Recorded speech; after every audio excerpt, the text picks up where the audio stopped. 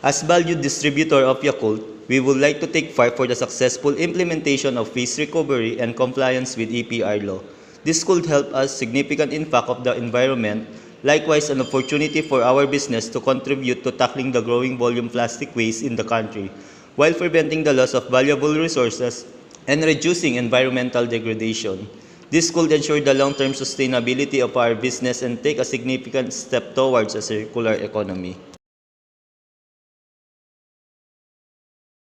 Our Yakult ladies who's doing the house-to-house delivery, whenever they deliver to their regular customers, they will also retrieve those empty bottles from customers.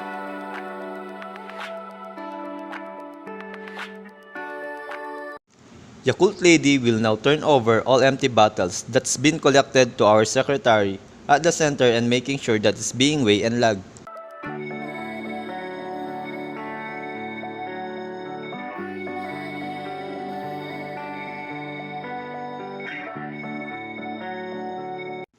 The stockman at the center will sort and clean all of the empty bottles that were delivered, let them dry, and store them in a plastic bag.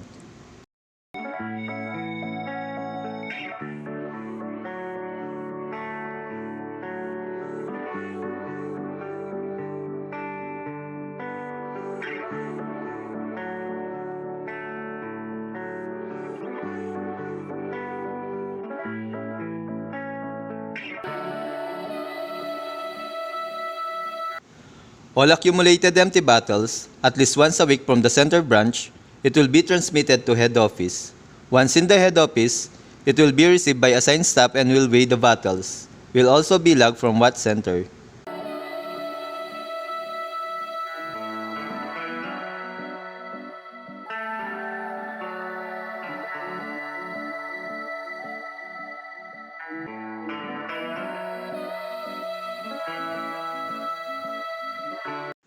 For the recovery program, the company have educated all the staff and provided a designated trash bin for all empty Yakult bottles.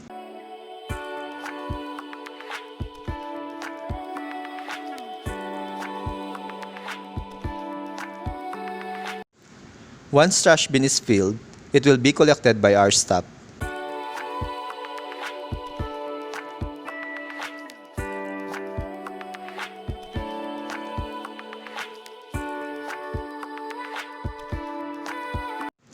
Lastly, the assigned staff will conduct sorting, rinsing the bottles if needed, drying, and storing.